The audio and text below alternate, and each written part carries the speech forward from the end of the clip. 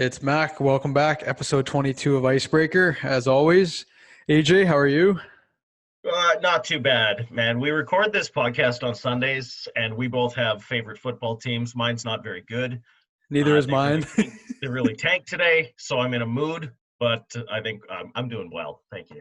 No, that's good to hear. And I'm not in a bad mood yet because the game hasn't started. That's A right. Yeah. little bit later this evening. But before we get started, episode 22 is presented by Heebie-Jeebies, Winnipeg's most terrifying haunted attraction. Over 1,000 amazing actors and over 100 amazing actors in 4 mazes. Check out the Scare Zone photo ops, zombie carnival games, food trucks, fireworks, free hot chocolate, and more. Tickets are online only at heebie-jeebies.ca. When And I you're will. there, it feels like there's 1,000 monsters coming I at you. did go. I went last week, and it actually is super terrifying, but like funny at the same time. Where I don't think we're going until I don't know what the date is anymore. It's a pandemic, but we're going on the 22nd. Did you go last year to Heebie-Jeebies? Yeah, I did go last year. It's so much bigger this year, isn't it? It's bigger, but it's different because everyone's following social distancing. Yeah. And like it's still scary. They've done a great job. It's still scary. Like this one guy came out of nowhere and I almost fell over. Like I stumbled backwards. I almost fell over. And then like the initial scare like is scary and then you just laugh at yourself, right? Because it's just like it's so funny. And their new one, Bunker Z is Yeah. their new one. Very cool. Very This is cool. good. It's on. It's Halloween, man. That's what we do. That's one of Yeah. the scariest things you can do in the whole province. Yeah, no, it was cool. Well, you kind of brought it up earlier, but speaking of your Bengals, 21-point lead, huh?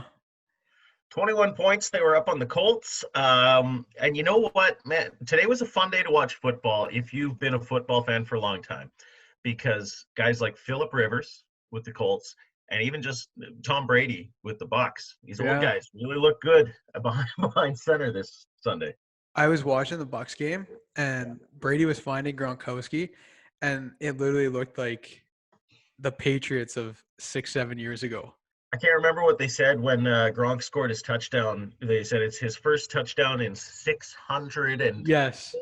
days. Something Yes. crazy. Anyways, it's been almost 2 years since Gronk's got a touchdown. Yeah, Brady looked really good today. The old quarterbacks were getting it done. How about and after we were kind of, we were bashing Tennessee last week with their, are they going to play? Are they not? And then now 2 games later, still undefeated.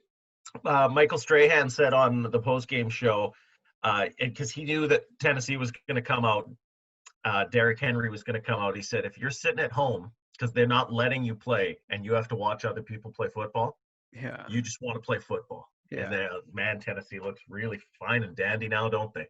Are they the real deal? What do you think about last year? Last year, they very well could have gone to the Super Bowl. They could have. So once you're putting two of those together, nobody wants to tackle Derrick Henry. Nobody can tackle Derrick Henry. Even if people run away from him, nobody. He's a big monster of a man. Ryan Tannehill is a veteran quarterback. Just because he didn't do well in Miami doesn't mean he wasn't a good quarterback. He was a number 1 pick, was he not? I'm not gonna. I won't confirm that. Yeah, I'm not He gonna was a confirm top that. pick for Miami, though. And so I would say, yeah, Tennessee's going to be really scary to deal with and undefeated for now.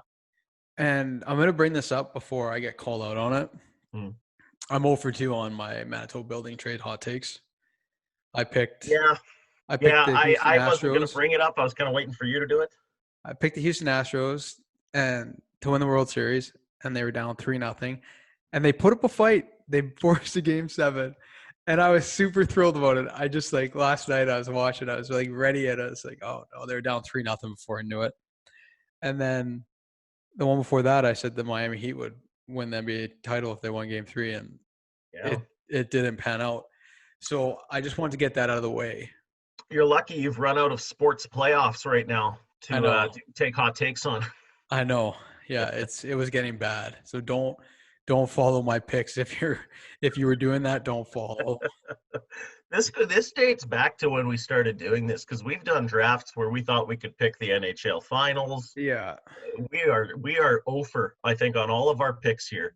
Yeah, there's Except for nothing. my snow call last week. That was a good one. That was a great one. You did get that right.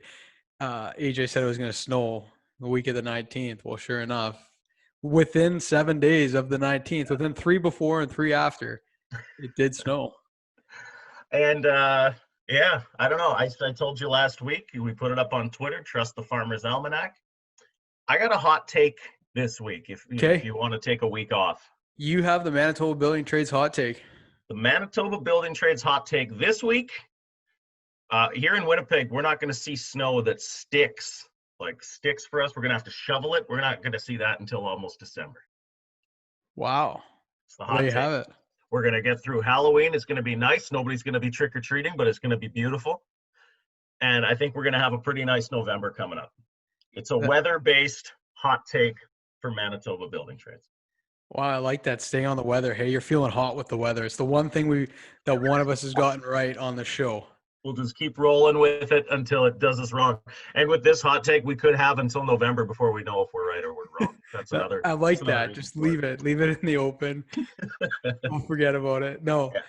And isn't it so cliche that like we in Winnipeg and Manitoba, we just love talking about the weather. I think for a few months out of the year, especially, that's all there is. Yeah. That's all we got. It is. That's what we hang on to. It's pretty funny. We were talking before the show about what we should pick today. And you mentioned we should pick our like top 3 favorite sports jerseys of all time. Yeah, if you're just new to the show, we do a little draft at the end where we get our top 3 picks. We've done a whole bunch of different topics, but for some reason we've never picked our favorite jerseys. This could go weeks. We could keep picking favorite jerseys. There's so many to choose from. It could. It really could. Yeah. And as the rules go with this, you always get to pick first. And sometimes, even though there's 3 picks, you end up with 6. It's funny because I've got 7 jerseys written down here. We'll see how many I can sneak in today. All right. I have my first pick here. And honestly, I was going to steal a pick that I think for sure you're going to take. I'll tell you if you do take it. My first pick instead is going back to the 90s. I'm thinking Jordan era red Bulls jersey is maybe my favorite jersey that anybody. Wow, just simple, clean. Maybe it's because it even brings back nostalgia, but you're exactly right. It was clean. They had beautiful Bulls on the front of it. Let's call it what it is. Nice and simple. Ride with it. I'm going to go with my first pick. I'm debating between 2 in my head right now, but I'm going to go with the dark winter classic Winnipeg Jets uniforms. From just recently? Recently. The dark blue. I like those. Yeah. I don't want to go a sidetrack here because we're in the middle of the draft, but my story about that is I wanted to get the dark blue Jets jersey, and I went out with it. My fiance got me a gift card to buy for Christmas, and I wanted a Line A jersey, and they didn't have it. And now with the Line A fiasco that's going on, I should have just gone with the Scheifele. They had the Scheifele, Mac. I didn't get it. Back to the draft. I think my number 2 pick, actually, it's funny. I had written down here baby blue Blue Jays jerseys. Oh, yeah. But then I crossed out Blue Jays. My number 2 pick is baby blue Montreal Expos jerseys. Ooh, old school. Expos. Love that. I'm going old school as well. Late 80s, early 90s, San Francisco 49ers. That's the one I was going to take with my first pick. Yes, love them. How did I know you were going to pick a Niners jersey? Yeah, I just love those ones. Number 3 for me, the number 3 favorite jersey is a little obscure, unless you come to some Winnipeg ICE games. The Calgary Hitmen have one of my top 3 favorite jerseys. The pinks, it reminds me of wrestling. Growing up, watching the Hitman, Calgary Hitmen. Wow, I didn't see that one coming. Shout out. Yeah, that's a solid jersey. They wore some really cool jerseys here to Winnipeg last year, too. Okay. I think my final pick, I'm struggling with this one.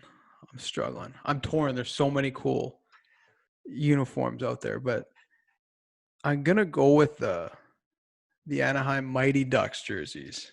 The Mighty Ducks. Those were great. I love that those were worn in the National Hockey League. Right? Because when they signed the team, the movies were out, and they signed okay, we're going to call them the Mighty Ducks, and you're like, they're not going to use the jerseys though. Yeah. They're like, yeah, the ones in the movie. Yeah. We'll just wear them in the National Hockey League. I Okay, love that. that's a I good love pick. that. And I know you Good want draft. it. I know you want it, so I'm going to give you some honorable mentions here. Go ahead. Honorable mentions that I had written down: 70s era Washington Capitals, the Ooh. red ones with the stars up the top. 1990s Blue Bombers Okay. had some really good ones, and they kind of brought them back recently Yeah. with the really bright blue. Vancouver Grizzlies, Hartford Whalers. Okay. I have one honorable mention that I want to get in. The Miami Heat Vice jerseys with the pink and the blue. I love those. Those are funny. I don't think anybody still thinks about those ones. Did Shaq get to wear? Yeah, Shaq was around when they were wearing those. Well, and they Right? wore them a few times this season too. Did they? Yeah, they like changed their floor and everything for the games they wear them. It's awesome. That's the best pick out of any draft because you got a jersey and a home court all in one. I got a pick. floor. Yeah, I got a floor and a pick. Yeah, so make sure to check us out on social media at Icebreaker Show with 2 W's on Twitter, Facebook, and Instagram. Appreciate the listens wherever you listen to the podcast on Apple Podcasts, Spotify, YouTube. It's always appreciated, and we got a real interesting guest today on the show. A great story, tons of gold medals with the Canadian women's national team, including 4 Olympic golds, 5 world championships, and a few more. So without further ado, we're pleased to be joined by one of the most important figures in Canadian women's hockey history, Mel Davidson. Thanks for taking the time. Thanks for having me, Mack. It's great to be here.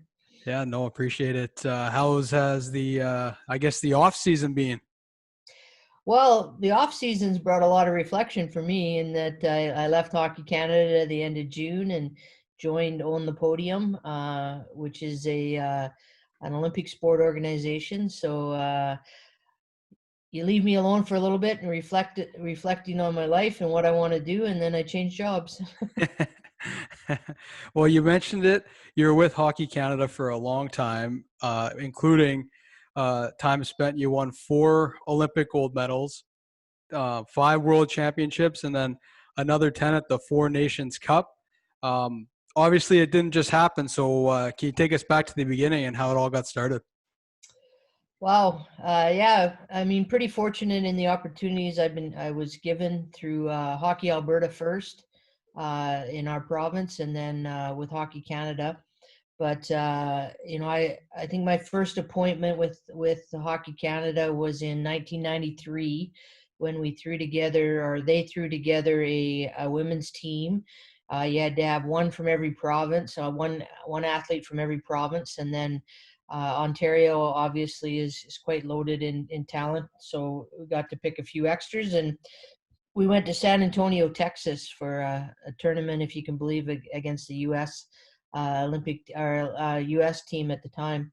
So that was sort of started it, but my first World Championships was in 1994, and I mean things just went on from there. It was a lot of great opportunities, a lot of fun. I mean the downside of it at the time, it was really the only place for a female to coach. There weren't a lot of U Sport teams. There wasn't a lot of teams to coach, if you will. So if I had, one thing to look back on, I wish I was significantly younger now and could take advantage of all the opportunities for women in coaching and in sport. There's so many more than what I had, but I'm real appreciative of the opportunities that Hockey Alberta and Hockey Canada gave me to be able to experience some of the most incredible tournaments and work with some of the the best people in the game on in terms of the athletes and the staff. Yeah. If I look back and I think back, I mean, I watched the Olympics growing up, and I 100% remember seeing you on TV and coaching. Is there an Olympic Games that kind of stands out for you in your mind? Wow. I mean, they're all so different. My first one, 2002, as an assistant coach right after 9/11, and the environment and the way the world was at that time was such a different ride, and just trying to find competition to play against. And that's when we formed our partnership with the Alberta Major Midget League and started to play midget AAA teams in Alberta to help with our competition piece. And I mean, that games, I was so naive. I remember thinking, though, the one thing with that games, and it goes to, I think, all the experience and all the things you go to as a young athlete, as a coach, etc., was that when I got to the village, I was like, man, it's just like the Canada Winter Games, So it really, started to connect the dots for me. And lots of times we want to run before we can walk, but the importance of, on my end, the Alberta summer and winter games where you were sleeping in classrooms, etc., and the multi-sport dimensions around that, through to the Canada Winter Games, and then into the Salt Lake Olympics. The Torino Olympics was my first as a head coach, and that was a real special team. They were unbelievably connected and just on point. We had I believe, a good mix of leadership, of veterans, of people in the middle of their careers, and of young blood, if you would.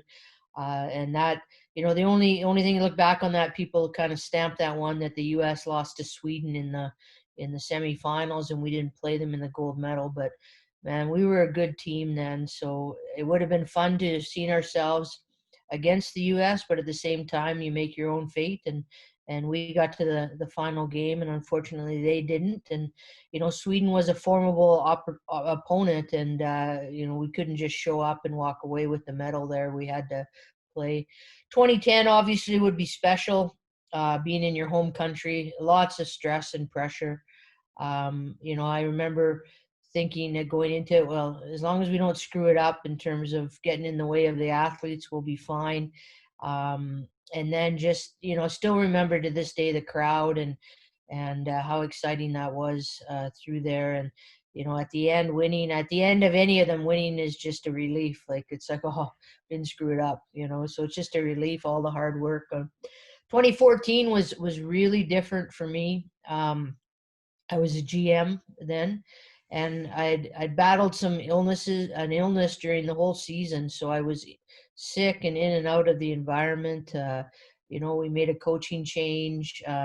I had to leave the Olympics the day before the gold medal game, actually, and come back to Canada and have surgery. And I remember landing and the concierge meeting me in Calgary and being like, we just tied it up. We just tied it up. And she was like trying to circumvent me through customs. And I remember saying, well, is it going into overtime? And she was like, yeah. And I was like, well, we get a flood, so I can go through customs here. We don't have to break any rules. And then my sister picked me up, and we went right to Montana's, the little pub there in the Calgary airport. And just, it was right full. Everybody was watching. And, we found a table in the back corner, and she was like, disgusted with me, is just tell them who you are, like, get up to the front, like, gotta watch this game. And then I realized, we won. We just sat down and we scored, and it was so exciting. And then just driving to meet with the doctor as to what was going to happen for myself, and Bob Nicholson and Kevin Deneen and Scott Smith all called me, and that was special as well. So that one was really a different year for sure. And the 2018 Olympics, even though we didn't win, it just goes to show you how close things were, right? To go for your fifth and not win it in a shootout, was heartbreaking. And I still, just speaking about it, almost get sick to my stomach. So it's still right there. But yeah, some great opportunities that I've been able to have. But even more than that, the people I've met along the way have been terrific. And I know, just from knowing you a little bit over the past year here, you're pretty quick to deflect all the accolades. But you mentioned earlier that there wasn't an opportunity when you started for women to be coaching, and I wouldn't be able to live with myself. I didn't say I think you had a pretty big part in all the opportunity now for the ladies to start coaching and being involved in hockey. One thing I did want to ask was the games with the Americans. Obviously, it's a step up, and I know that the women that play for Canada and for the American side, they get up for those games. Yeah. Yeah, I mean, there's been some generational changes with those games for sure. I mean, in the early years, it was just out and out hatred. A lot of players weren't playing South in the NCAA, and there wasn't a lot of cross border knowledge of each other. So it just was like, that's the only way I can describe it. And you almost had to curtail it at times with the players, like, hey, like it's just a game here.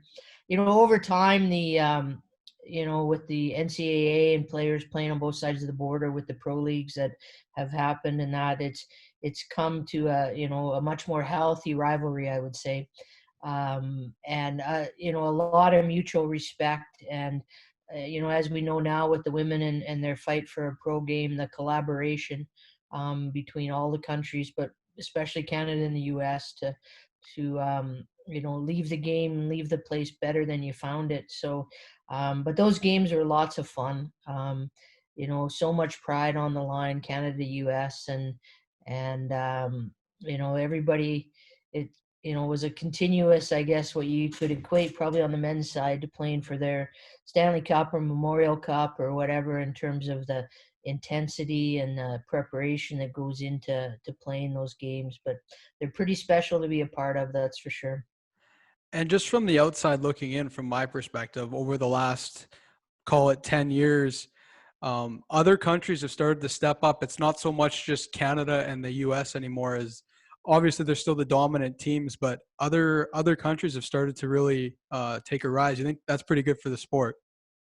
Oh, for sure. I mean, we've always wanted that. And it's sort of, I've always said too, be careful what you wish for, because when you're at the top and you're trying to move the game that forward, you're the one that's going to get knocked off the top eventually, right? So, a lot of that credit, in addition to the work USA Hockey and Hockey Canada have done, has to go to the IHF and Rennie Fassel, and the foresight that the IHF had in 2010. The IOC challenged the women's game, and said that it wasn't competitive enough. It might not be, shouldn't be in the Olympics, all of those things. And, the big countries stepped up, Finland, Sweden, and in conjunction with the IHF, we've done a lot of work around sharing of best practices.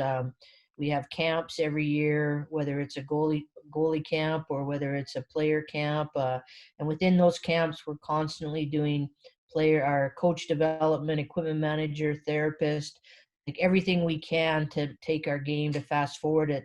And it's frustrating, if you look at the history of the men's game, they've had 100+ years to grow and develop their game. And, we just came on the world stage in 1990, but, so 30 years, really, if my math is right. And yet we're expected to be at the level the men are at after 100 years. So, sometimes the double standards that are held for women are frustrating for sure. But Finland has done a phenomenal job.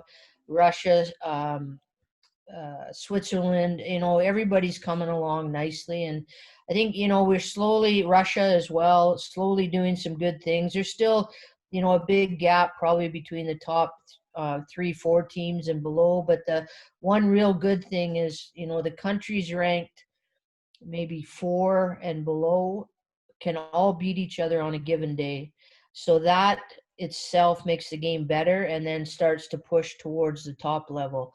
If you look at our world championship, we've shifted to a 10-team world championship, and those teams are constantly turning around. The winner of the bronze medal has been different for a number of years here. So lots of good things. We still got room to grow, but we need people to be patient as well. I mean, we've accomplished a lot in 30 years, and we're going to accomplish a lot in the next 10 as well. I couldn't agree more. And just to switch gears here a little bit, just to talk about what you're doing now with Own the Podium. Yeah, a phenomenal opportunity for me. I mean, I've always been a multi-sport person, and a lot of people in hockey don't know that about me because they only know me through hockey. And I started out as a young coach and a volunteer in our small town in Oyen. If you played the sport, you coached it in the end. So that's volleyball, hockey, basketball, curling, you name it. I've done it kind of thing, both as an athlete and a coach. Then went in as a recreation director after I finished my undergrad at University of Alberta. Then at one point decided I wanted to coach, and that's how I got the hockey pathway. But this opportunity to Own the Podium is phenomenal, and I can't thank, Ann Merklinger and Mark Haddo at Own the Podium enough. And so my title is a high performance advisor for summer sports. And I work with, I have 7 portfolios, if you will: men's and women's basketball, men's and women's rugby sevens, wheelchair basketball, men's and women's, and wheelchair rugby. So, our job is just what it says, Own the Podium. It's about winning medals at the Olympic Games. And team sports in the summer, on the summer side, I've lagged behind what we've done on the winter side. So this is just a real great opportunity to partner up with those 7 sports and collaborate with their high performance directors and help continue to build an excellence base for those sports. And hopefully when I'm done, we can say that all 7 of those sports are medaling in the Olympic Games, and that would be a phenomenal legacy. I have no doubt that you're putting them on the right path here. And I know that you serve as a advisor for the Winnipeg ICE, and that came to be, you got a long relationship or a long history with Mack, the president and general manager of the ICE. Just how did that start? Well, yeah, Matt and I go back probably to right around the Vancouver years when he came on board with the women's program as a goaltender coach, and he was a goalie coach with the Brandon Wheat Kings at the time. And, over time, our relationships just built, and Matt was our goalie coach in 2014 at those Olympic Games. And when I went down as being sick, a lot of my job with the team was pre-scout. So Matt had to quickly get brought up to speed on how to pre-scout teams and took over a huge part of my role at those games. So, our professional and personal friendship has just flourished over the years. And, when Matt called me up and indicated what he was involved in and what he was doing moving forward, I mean, it was pretty exciting. And then when he asked me whether I'd like to join in and help out wherever, it'd be great. I mean, it's always been something. I coached junior A in Calgary with the Calgary Canucks and Don Phelps for quite a few years. Loved that. Coached a lot of men's hockey, actually, AAA and junior B.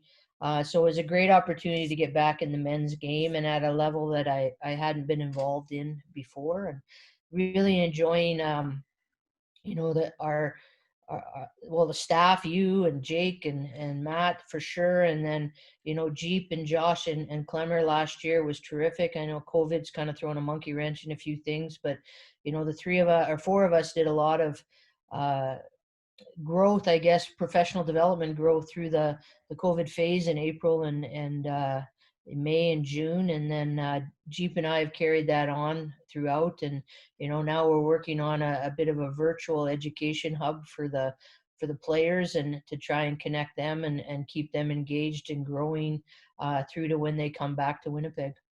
And for those of you listening that don't know who Jeep is, it's James Patrick, the head coach of the Winnipeg ICE. But Mel, I feel like I could sit here and talk to you forever. You have such an interesting story, but I just wanted to thank you for taking the time to join the show. I really appreciate it, Mack. Have a great day. Such a pleasure to be able to sit down and chat with Mel. Great career with Hockey Canada she had, so that was really, really cool. That'll just about do it for this week's episode of Icebreaker. Thanks again for tuning in. Make sure to follow us on social media at Icebreaker Show, and we'll talk to you next week.